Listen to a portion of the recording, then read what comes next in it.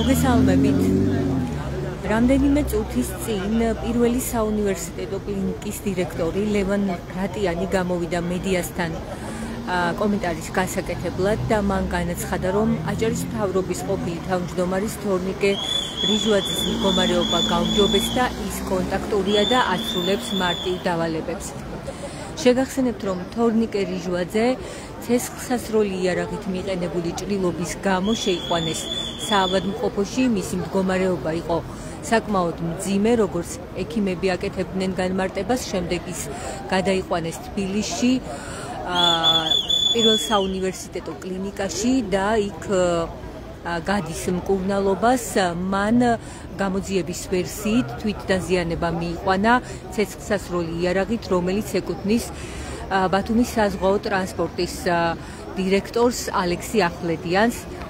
ალექსი ახვლედიანს ბრალის ჰქონდა წარდგენილი იარაღის დაუდევრად შენახვის გამო, რის გამოც მას ემუქრებოდა პატიმრობა, თუმცა პროკურატურამ მოითხოვა გირაოს სანაცვლოდ მისი გათავისუფლება და ალექსანდრე ახვლედიანმა 30,000 ლარის გირაოს სანაცვლოდ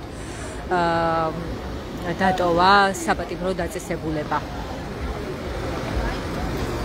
უფრო სწორედ წინასწარი დაკავების იზოლატორი. შეგახსენებთ, რომ ბათუმში საკონსტიტუციო სასამართლოსთან გრძელდება საპროტესტო აქცია. აქ შეკრებილები არიან აქციის მონაწილეები, რომლებიც ყოველ საღამოს მოდიან აქ გასული წლის ნოემბრიდან. მას შემდეგ, რაც ირაკლი კობახიძემ განაცხადა, რომ საქართველოს წყვეტს ევროკავშირთან მოლაპარაკებებს გაწევრიანების თაობაზე, სწორედ ამის შემდეგ დაიწყო საპროტესტო აქციები და უწყვეტად დღემდე აქ მოდიან მოქალაქეები და აჟღერებენ თავიანთ მოთხოვნებს. შეგახსენებთ ასევე, რომ თორნიკე რიჟვაძის საქმესთან დაკავშირებით არაერთი კითხვა გაჟღერდა. მოქალაქეებისთვის დაუჯერებელი იყო, რომ თორნიკე რიჟვაძემ დაწერა წერილი, რომელიც არის ამ საქმეში. ამ წერილთან დაკავშირებით უამრავი ეჭვი და მოსაზრება გავრცელდა. წერილში თორნიკე რიჟვაძე წერდა, რომ მან მიიღო გადაწყვეტილება გამომდინარე იქედან, რომ ემუქრებიან და ის თავისი ოჯახის და შვილების დაცვას თხოვდა ირაკლი კობახიძეს და ასევე ბიძინა ივანიშვილს. წერდა ის, რომ აბრალებენ იმას, რასაც მთელი ცხოვრება ვებრძოდით მე და მამა ჩემიო, წერდა ის წერილში. თორნიკე რიჟვაძე რამდენიმე თვის წინ გადადგა თანამდებობიდან, მან Facebook პოსტით დატოვა თანამდებობა და ამის შემდეგ სუხან თამაზაშვილი დაინიშნა აჭარის მთავრობის თავმჯდომარედ. მანამდე ის თბილისის პოლიციის უფროსის თანამდებობაზე მუშაობდა. დღეს ამ წერილთან დაკავშირებით ეჭვი გამოთქვა მედიასთან საუბარში გია ვოლსკიმაც, ოცნების დეპუტატმა, თუმცა შემდეგ უარყო და განაცხადა, რომ ეს იყო ირონიული განცხადება მისი მხრიდან. მანამდე კი მან მკაფიოდ უპასუხა ჟურნალისტს, რომ ეჭვი ეპარება, რომ თორნიკე რიჟვაძის დაწერილია ეს წერილი. შეგახსენებთ, რომ ბათუმის საზღვაო ტრანსპორტის სააგენტოს დირექტორი ალექსი ახვლედიანი გაათავისუფლეს 30,000 ლარიანი გირაოს სანაცვლოდ. ასევე მინდა გითხრათ, რომ ისევ პოლიციელის შეურაცხყოფის გამო დააკავეს აქტივისტი ალბი კორძაია. ის ბათუმში იმყოფებოდა, რა დროსაც ის შეხვდა ერთ-ერთ პოლიციელს, რომელმაც ჩვენება მისცა თბილისში აქტივისტების წინააღმდეგ და ერთ-ერთი მთავარი მოწმე იყო. აქტივისტები მას ცრუ მოწმეობაში სდებდნენ ბრალს. როდესაც ალბი კორძაია მიმართა ამ პოლიციელს, სწორედ ამ ცრუ ჩვენებასთან დაკავშირებით, პოლიციელი უღებდა მას ვიდეოს და შემდეგ უკვე უჩივლა, რის გამოც ალბი კორძაია ისევ დააკავეს. მას ბათუმის საქალაქო სასამართლომ 5-დღიანი პატიმრობა შეუფარდა.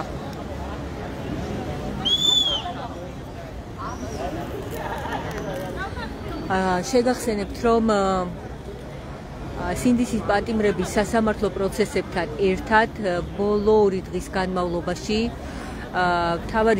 ერთ-ერთი მთავარი თემა იყო თორნიკე რიჟვაძის დაჭრის ფაქტი.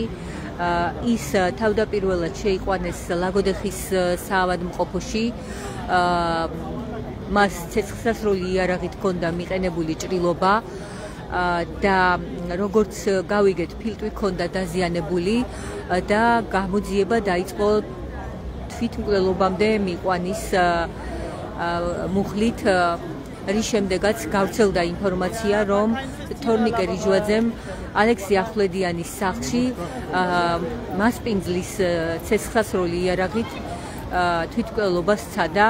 მან მიიყენა ჭრილობა ფილტვის არეში, თუმცა როგორც გავრცელდა ინფორმაცია და მისი ახლობლებიც საუბრობენ ამაზე პირად საუბრებში, მას სხვა ორგანოების დაზიანება არ მიუღია, მხოლოდ ფილტვის დაზიანება ჰქონდა.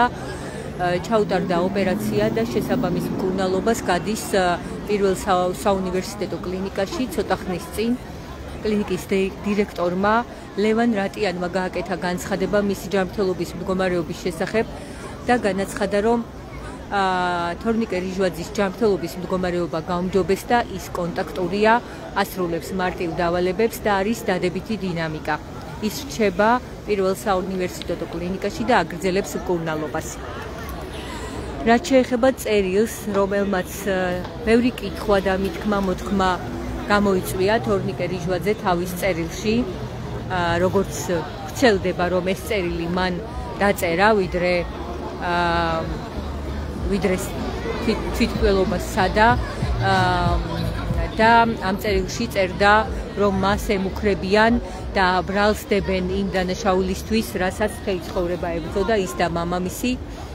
ის წერდა ოჯახის წევრებზეც და ოჯახის წევრების დაცვას თხოვდა ბიძინა ივანიშვილს, ასევე ირაკლი კობახიძეს.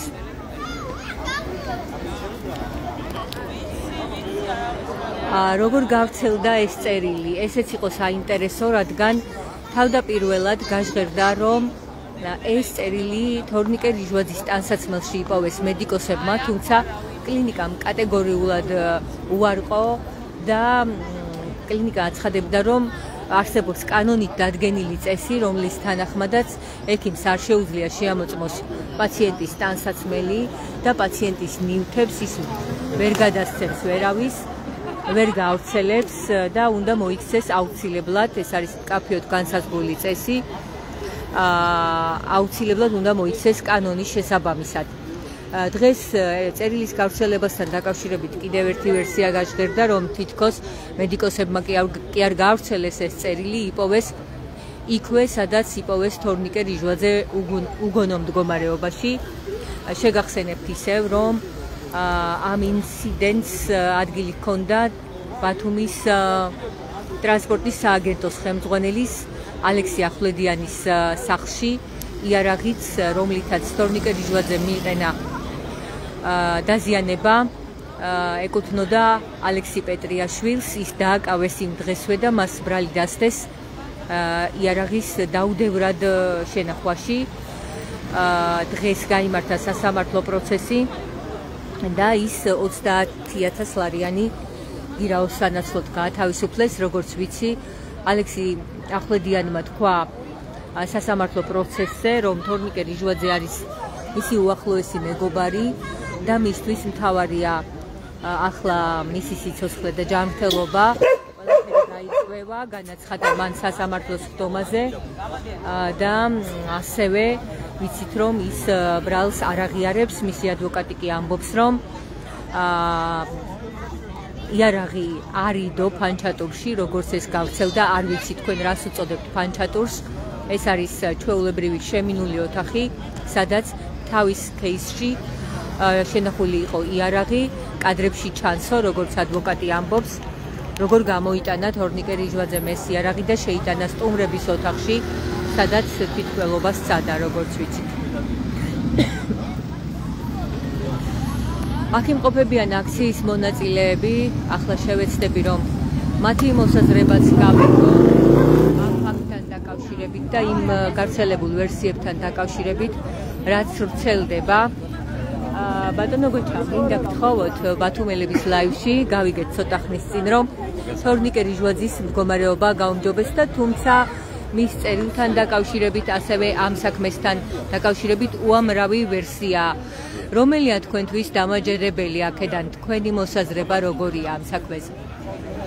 ამ საქმესთან დაკავშირებით მე შემიძლია მხოლოდ ის ვთქვა, რომ ხაოსია პრაქტიკულად ადამიანი, რომელიც 7 წლის განმავლობაში ლიდერთა შორის ალექსანდრე მაკედონელი, ვიცი, გმირი იყო, აღმოჩნდა, რომ არაფერს არ წარმოადგენს და სადღაც აღმოსავლეთ საქართველოში ვიღაც კერძო სახლში სიკვდილის პირას მივიდა. და დღეს გავიგე, რომ გამოვიდა უკვე მდგომარეობიდან, კარგია, იმეც ვიტოვებ და მოუწოდებ მას, რომ გამოვიდეს და საზოგადოებას უთხრა სიმართლე, რასთან გვაქვს საქმე, თუმცა ფაქტია, რომ ქართული ოცნება არის სკოლის პირას.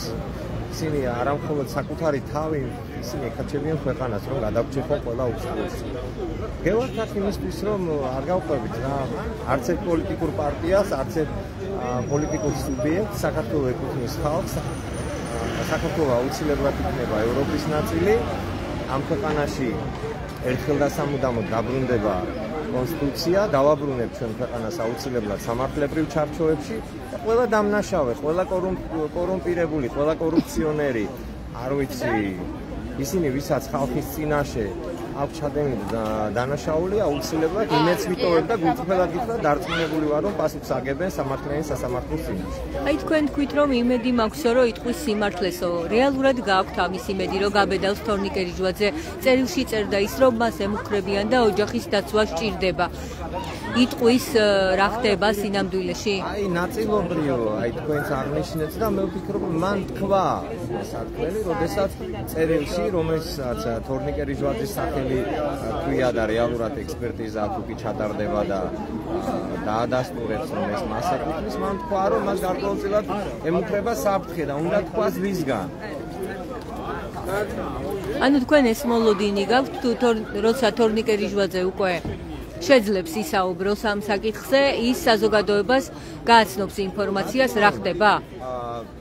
ყველაფერთან ერთად თორნიკე რიჟვაძე არის ამ ქვეყნის მოქალაქე. მიუხედავად ჩვენ შორის ახლა წლების განმავლობაში დაპირისპირებას ვერ აზრთა სხვადასხვაობისა, მე დავდგები თუ კი თორნიკე რიჟვაძის სიცოცხლეს და ჯანმრთელობას ვინმე მხრიდან ემუქრება საფრთხე, მე დავდგები მის დასაცავად. ამას ყოველგვარი გადაჭარბების და რაღაც ფამის გარეშე, ტყუილის და რაღაც პოლიტიკური კეთილშობის გარეშე. ანუ თქვენთვის თუ სარწმუნო იქნება, რომ თორნიკე რიჟვაძეს ემუქრებიან და მის სიცოცხლეს საფრთხე ემუქრება, თქვენ მის დასაცავად იბრძოლთ.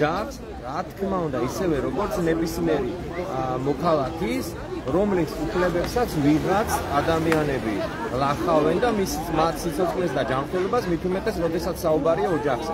მე გამოვცადე, რას ნიშნავს უსამართლობა ხალხთან. მე გამოვცადე უსამართლო სასამართლო, დღესაც მე მოლოდინში ვარ, ჩემი მცირეწლოვანი შვილის საქმე დევ სასამართლო თაროზე და მოსამართლე, რომელიც ერთ დღეზე ციხეში უშვებს ადამიანებს, ვერ გამონახა დრო, რომ დასაჯოს ბავშვზე მოძალადე. ზუსტად მაგით მინდოდა ბატონო გოჩა გამეგრძელებინა, ნინო სახელაშვილი განიხილავს თქვენი შვილის საქმეს და ნინო სახელაშვილი განიხილავს ასევე მზია ამაღლობელის საქმეს. დღეს ალექსი ახვლედიანს, რომელსაც ედავებოდნენ იარაღის დაუდევრად შენახვას 30,000 ლარიანი გირაო შეუფარდეს და გავიგეთ, რომ მან წარადგინა წერილობითი მიმართვა მშობლების. როგორ ფიქრობთ, ჩვენ რომ შევძლოთ და გებუაძის მშობლების მიმართვა წარვადგინოთ ბათუმელებმა? რა გადაწყვეტილებას მიიღებს სასამართლო?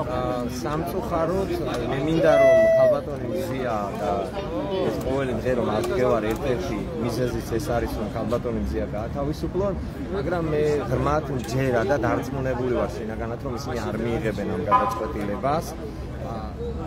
ისინი ებრძვიან სიმართლეს.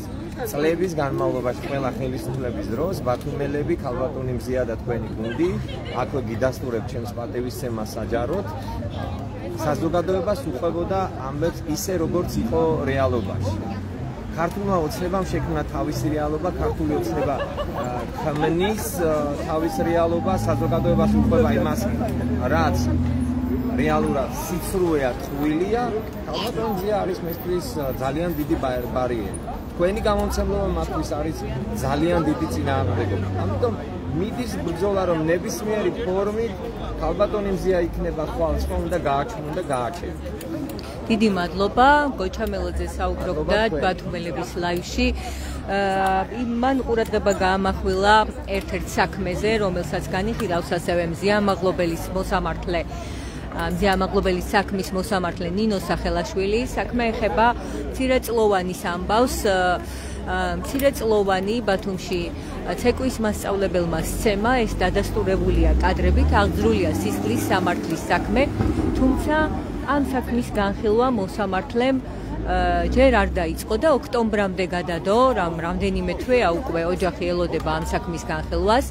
თუმცა მზიამაღლობელთან დაკავშირებით მომეტებული საფრთხე დაინახა და მზიამაღლობელი გაუშვა პატიმრობაში.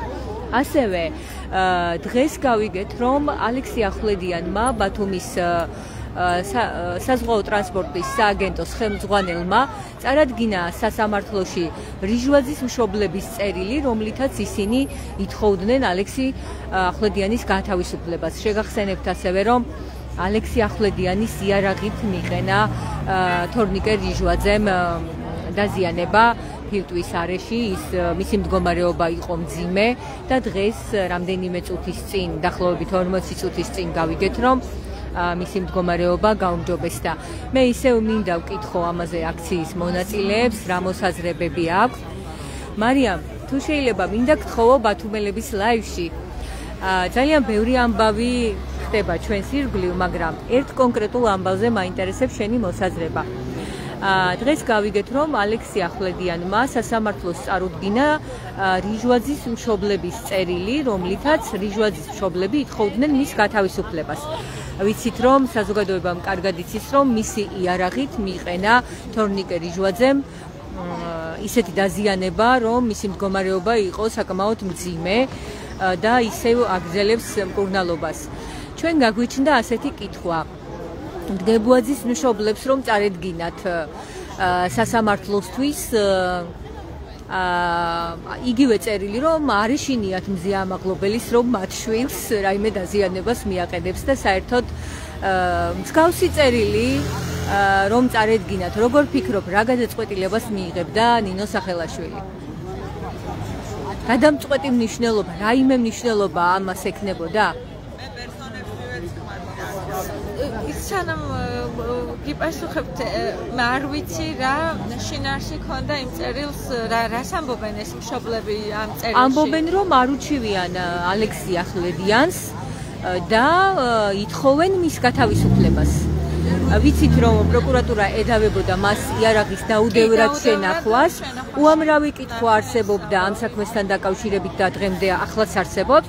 უამრავი კითხვა არსებობს იმ წერილთან დაკავშირებით, არის თუ არა თორნიკე რიჟვაძის წერილი, ნამდვილი წერილია თუ შესწორებული წერილია თუ რა არის საერთოდ. და ასევე დღეს ოცნების დეპუტატსაც გიავოლსკისაც წამოწდა, რომ მასაც ეჭვება და შემდეგ უკან წაიღო. თუმცა ამ წერილთან დაკავშირებით, თუნდაც მის გავრცელებასთან დაკავშირებით უამრავი კითხვა არსებობს. ჯერ თქვეს, რომ მედიკოსებმა იპოვეს, შემდეგ თქვეს, რომ იქვე იპოვეს, სადაც უგონოდ იპოვეს რიჟვაძე და ასე შემდეგ. თუმცა მაინტერესებს, ვიცი, რომ პროცესებს ესწრები, საქმის კურსში ხარ, რა ხდება. მაინტერესებს შენი აზრით, იგივე წერილი, რომ წარედგინა ბათუმელებს დგებუაძის მშობლების, რომ აი ჩვენ არ ვუჩივით მზიამაღლობელს.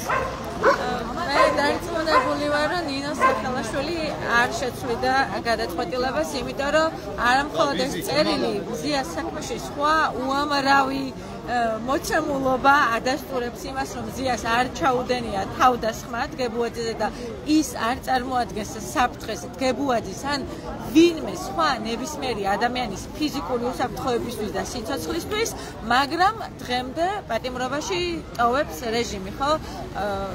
არ მაქვს რაღაც ვერაფერს ვერ დავაფუძნებ მსჯელობას, რომ თუ კი დგებუაძის მშობლები ისურვებდნენ, რომ წერილით წამსდგარიყვნენ სასამართლოს წინაშე მზიას მხარდასაჭერად, შეიძლება ეს წერილიც კი გაენადგურებინა, ანუ ვერც მივიდოდა რომ თქონდეს ასეთი ნება დგებუაძის შობლებს არ ამგონია ასეთი რამ ალოგიკური არ არის ალბათ ჩვენი კითხვა, იმიტომ რომ დგებუაძე არის პოლიციის უფროსი, თორნიკე რიჟვაძე იყო აჭარის მთავრობის ხელმძღვანელი და მისი მშობლების წერილი მოთხოვნა გაჩნდა სასამართლოში. კი და იქ თუ იარაღზე არის საუბარი, აქ არის სილის გაწმენდა და რა თქმა უნდა არავის საღაზრზე მყოფ ადამიანს არ უნდა ეგონოს და ვერ ეგონება რომ ზია 30%-იანი მხედველობით ცალკეულში და მეორე თვალში დაზიანებული ხელით და შერყეული ჯანმრთელობით 40 დღიანი შიმშილობის შემდეგ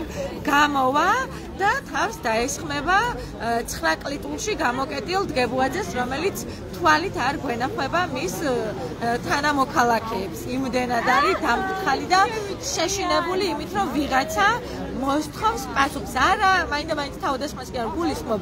მორალურად ცხენია იმის, რომ უწევს რეჟიმს ემსახუროს. რაც შეეხება რიჟვაძის ამბავს და ამ დაკავებული ახვლედიანია ხო გვარად ამ ამბავს მე პირველი კითხვა ის გამოუშვეს, აღარ არის დაკავებული. აღარ არის გირაოსთან 30,000 ლარის. რა თქმა უნდა. მე მეგონა ჯერ კიდევ დაკავებული იყო, მაგრამ ვინ აცლის, ვინ ესენი ერთმანეთს დაიცავენ ყველგან და ყოველთვის. შეიძლება ახლა ამ ადამიანს ახვლედიანს არ ვიცი, როგორ შეიძლება ვივარაუდო რა ბრალი შეიძლება მიუძღოდეს ხო ამ შემთხვევაში. რაც ჩვენ არ ვარღვევთ უდანაშაულობის პრეზუმპციას ამ შემთხვევაში. არ ვიცი, მაგრამ აი ერთ დეტალზე მინდა გავამახვილო ყურადღება, აი იარაღით ვინ დადის, ვის აქვს იარაღის ტარების უფლება? ზიას არ აქვს ყოველ შემთხვევაში. ზიას არ აქვს. რიგით უბრალო მოკვდავ ადამიანებს, რომლებიც ანუ თავდაცვისთვის ნიღბის ტარებაც კი აკრძალული ქონდა რობოკოპების წინ, მოძალადე რეჟიმის წინ მდგარ მოქალაქეებს, ხო? ფეიერვერკის, ანუ ჩხრეკენ, არაფრის საშუალებას არ გაძლევა, რომ თავი დაიცვა და ამ დროს ისინი, ვისაც ყველაზე მაღალი ხელფასი აქვს და სატრანსპორტო იმის კომპანიის თუ მუნიციპალური კომპანიის თუ როგორც არის სახელმწიფო საზღვაო სააგენტო, ხო? აი, რა თუნდაც, რატო აქვს? რა შეჭირდებათ ეს იარაღები თუ არიან მართლა რატო ცდილობენ თავი თვითონ დაიცვან არ ვიცი მე ცეცხლსასროლი იარაღით აღჭურვილობით, როდესაც მოქალაქეებს მშვიდად ქუჩაში დგომის საშუალებაც კი არ გვაქვს და სიტყვაც კი აგვიკრძალეს თავისუფალი, ესენი იარაღით დარბიან. ანუ აი ეს რაღაც შედარება მინდოდა გამეკეთებინა ძალაუფლებას იქ, სადაც რაღაცა ცუდი შეიძლება ხდებოდა, სჭირდება იარაღი და ჩვენ შიშველი ხელებით ვიცავთ ჩვენს სიმართლეს. დიდი მადლობა, მარიამ ქაჯაია საუბრობდა ჩვენთან, ვაგრძელებთ ჩვენ ლაივს. ბათუმში საკონსტიტუციო სასამართლოსთან შეკრებილები არიან მოქალაქეები, რომლებიც იგივე მოთხოვნებს აჟღერებენ 200 დღეზე მეტია, 223 დღეა დღეს. ითხოვენ პოლიტპატიმრების გათავისუფლებას, თავისუფლება მზიას, თავისუფლება პოლიტპატიმრებს. ასეთია მათი მოთხოვნა. აქ არიან პარტიების წარმომადგენლები, რომლებიც კატეგორიულად უარს ამბობენ არჩევნებში მონაწილეობაზე და ითხოვენ ახალი საპარლამენტო არჩევნების ჩანიშვნას. მე შევეცდები, რომ თორნიკე რიჟვაძის საქმესთან დაკავშირებით უფრო მეტი მოქალაქის პოზიცია მოვისმინოთ, თუმცა ვიდრე ამ საკითხზე გავაგზავნებთ საუბარს, ქალბატონ ნინოს მინდა ვკითხო ბათუმელების ლაივში თემურ ქათამაძის შესახებ, როგორ გრძნობს ის ახლა თავს, რამდენადაც ვიცი, ცდილობს იქედან გააჟღეროს თავისი მოსაზრებები და მხარი დაუჭიროს აქ მიმდინარე საპროტესტო აქციას. როდის ჰქონდათ ბოლოს კომუნიკაცია და რას ამბობს?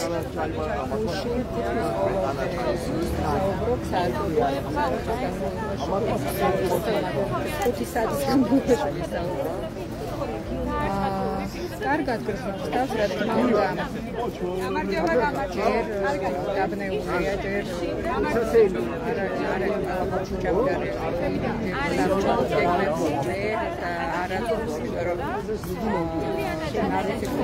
ვიცით რომ ვერ შემოვა საქართველოს.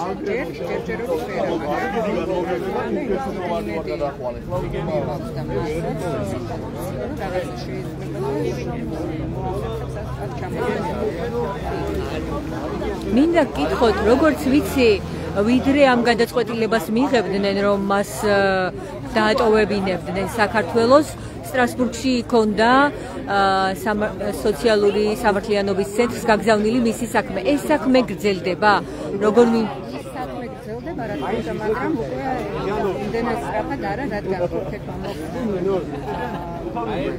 ამიტომ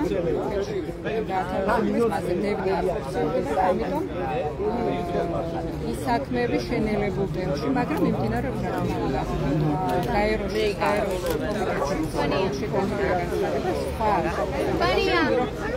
მისი ხდებობის დაგროვის უამრავი ფაქტი მოხდა საქართველოში, მის დაკავებამდე და დაკავების დროსაც, რა თქმა უნდა, როცა იმყოფება მიგრაციის იზოლატორში, უამრავი დაკავება. რა თქმა უნდა, ეს ფაქტები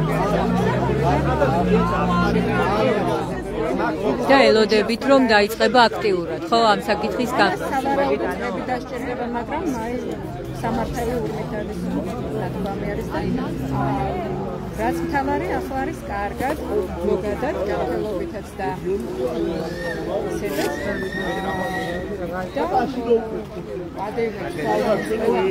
საქართველოში ხდება, ჩემზე უფრო მეტად ინფორმირებულია მას შემიძლია, რა თქმა უნდა, შორიდან ვიმაგრებს და სული თუ და გულით არის. დიდი მადლობა, შეგახსენეთ, რომ თემურ ქათამაძე არის ბათუმის აქციების მედროშე, რომელიც იყო დაკავებული, მან ის ადმინისტრაციული წესით დააკავეს, შემდეგ დატოვა საპატიმრო, რა დროსაც ისევ განმეორებით დააკავეს საემიგრაციო წესების დარღვევის გამო და საბოლოოდ მას დაატოვებინეს ქვეყანა. ბატონო თემურ, თუ შეიძლება თქვენ მინდა გთხოვოთ, ბატონო თემურ, თუ შეიძლება გვემალებოდით? ბატონო თემურ, თორნიკე რიჯვაძის საქმესთან დაკავშირებით მინდა გკითხოთ, გავჩერდეთ თუ შეიძლება. უამრავი ვერსია ვრცელდება, როგორც მის საქმესთან დაკავშირებით, ასევე იმ წერილთან დაკავშირებით, რაც გავრცელდა. თქვენი მოსაზრება მაინტერესებს, რომელი ვერსია არის თქვენთვის უფრო სარწმუნო. ასევე გავიგეთ, რომ დღეს ალექსი ახვლედიანი გირაოთი გაათავისუფლეს და ერთ-ერთი ფაქტორი იყო ამ ამბავში წერილი, რომელიც თორნიკე რიჯვაძის მშობლებმა წარადგინეს, რომ არანაირი საჩივარი მასთან არ აქვს და პირიქით ითხოვენ, რომ გათავისუფლდეს. ეს რატომ მკითხეთ ამას შემდეგ, გეტყვით, ჯერ თქვენი ვერსია მითხარით და სამწუხაროდ ქვეყანაში ისეთი სიტუაციაა, რომ ყველა ვერსია შეიძლება იყოს მართალი და იგივე წარმატებით ნებისმიერი ვერსია შეიძლება გამოდგეს ფული. ქვეყანაში სამწუხაროდ ყველაფერი გახდა შესაძლებელი. მას ჯანმრთელობას უსურვებ და ამ სიტუაციიდან გამოსვლა სასაკვირველია.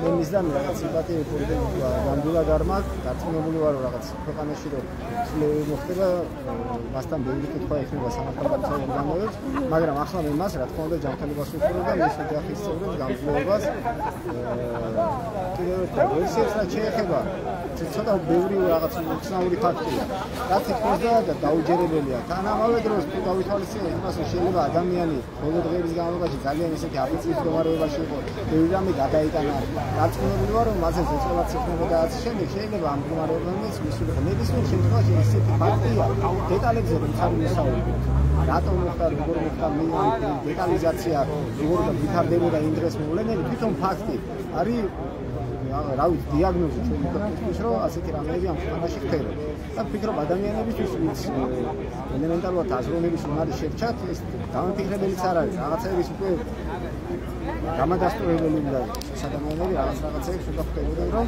ასე განზრდება შეუძლებელია და ფაქტურად გამოჩნდა რომ ქვეყანაში დაცული აღარც ხელისუფლების წარმომადგენელია აღარც შემოწმებელია და ასე შემდეგ ამიტომ ვფიქრობ რომ ამაზე უნდა დავტკბეთ კიდევ ერთხელ მას კონკრეტულად ამ სიტუაციიდან გამოსვლა ჯანმრთელობა უსურვოთ ოჯახის წევრები გამძლეობა და დავალოდოთ უნდა ალბათ წესიერ გამოძიებას რომელიც ამ ფაქტების შეკრებას ობიექტურად მოახერხებს და დაადგენს ობიექტურ სიმართლეს და არა იმ ვერსიებს რომელსაც ახლა შეიძლება აქედან მედია რაღაცას ელცაუცელებს მეორე მედია სხვა რაღაცას შეიძლება სამსიმართლეს ვიფარგლოს კი ამიტომ იმედოვნებ რომ რაღაც პერიოდის შემდეგ სინამდვილე დადგინდება და ყველაფერს სტაბილური გახდება. ბევრი ამბობს რომ ელოდება თორნიკე რიჯვაძის გამოჯანმრთელებას რომ მოусმინოს მას თუნდაც იმ წერილმაც გააჩინა ეს მოლოდინი რომ რას იტყვის ის?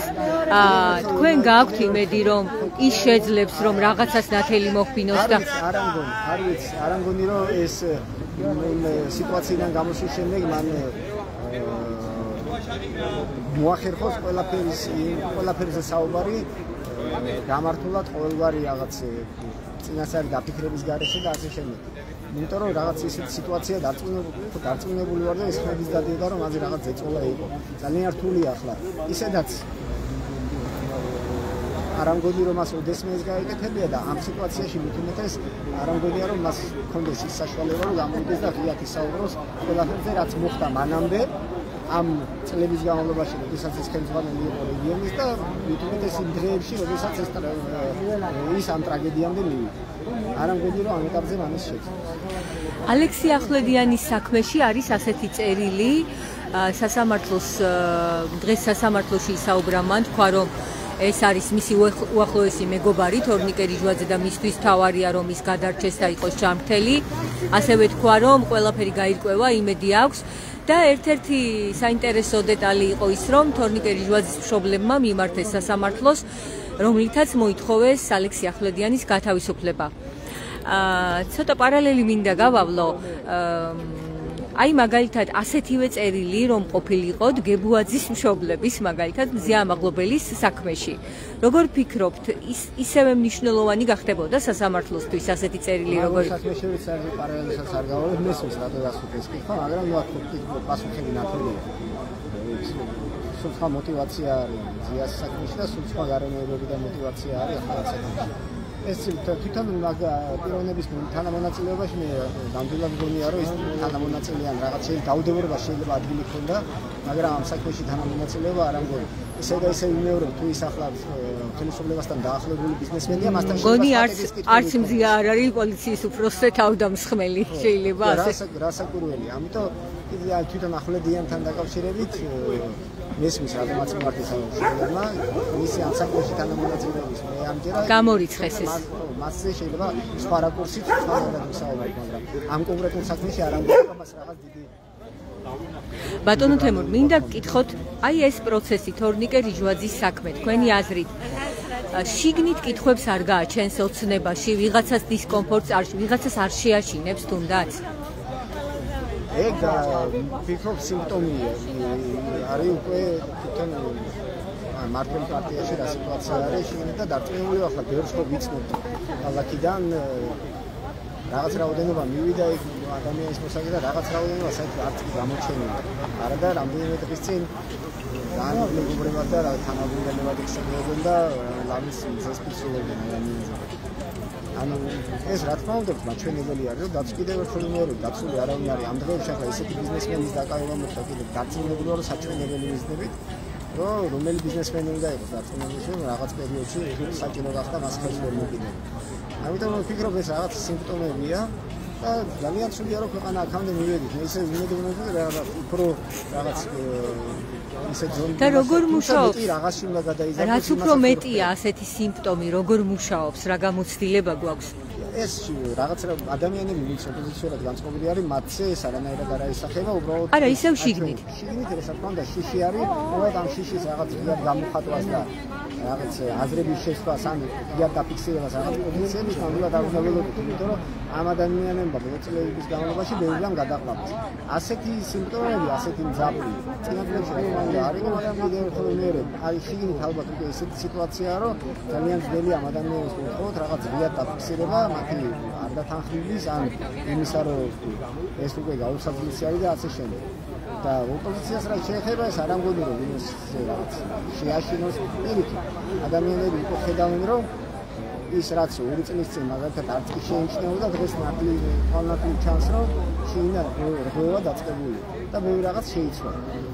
ამიტომ მე ვფიქრობ რომ კიდევ შეიძლება თუმცა კიდევ ერთხელ ვიმეორებ ვერ წარმოვიდგენია ამაზე უარესები რომ რა უნდა მოხდეს მაგრამ შესაძლებელია რომ უახლოესი პერიოდში უფრო ცუდი რაღაცები წმოხდეს სამწუხაროდ ვიმეორებ რომ ეს რაღაც ძალიან ისე გლობალურში არ გადაიზრდება და ადრე თუ გვიან ეს ცვლილებები რომლისთვისაც უკვე რამდენიმე თვე ადამიანები და რამდენიმე წელი კიდევ ადამიანები უძვენ ეს ცვლილებები დადგება დიდი მადლობა თემურ დიასამიძე საუბრობდა ბათუმელების ლაივში მე შეგახსენებთ, რომ ჩვენ ვიმყოფებით ბათუმში, საკონსტიტუციო სასამართლოსთან. აქ მოქალაქეები უკვე იკრიბებიან 223 დღეა და მოთხოვნები არის, როგორც გითხარით, იგივე. ეს არის პოლიტპატიმრების გათავისუფლება, გადადგეს არალეგიტიმური მთავრობა და ჩაინიშნოს ხელახალი საპარლამენტო არჩევნები.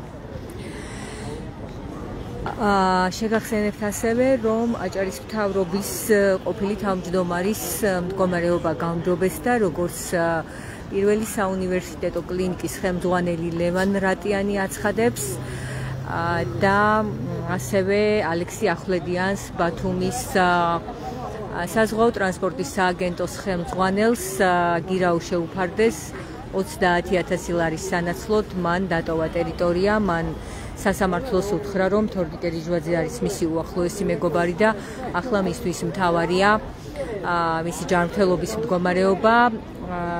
რაც შემეხება მე, არასდროს ჩამიდენია დანაშაული და მზად ვარ ვითანამშრომლო გამოძიებასთან, რომ რაც შეიძლება მალე გაირკვეს სიმართლე, უთხრა ალექსი ახვლედიანმა სასამართლოს. მინდა შეგახსენოთ ასევე, რომ ალბი კორძაია აქტივისტი კიდევ ერთხელ დააკავეს, მას პოლიციელმა უჩივლა და სასამართლო პროცესები, თბილისში სინდისის პატიმრების სასამართლო პროცესები გრძელდება. მზეამაღლობელის საქმის განხილვა განახდება 14 ივლისს. ამ დღეს უნდა დაკითხონ ერთი ექსპერტი და ასევე გამოძიების კითხვებს, პროკურატურის კითხვებს, ისევე როგორც დაცვის მხარის კითხვებს, როგორც ვიცი, უპასუხებს მზეამაღლობელი. მადლობა, რომ გვიყურეთ. ეს იყო ბათუმელების ლაივი. ახალ ამბებს გაეცანით ბათუმელები ჯიზე და ნეტგაზეთი ჯიზე. მადლობა.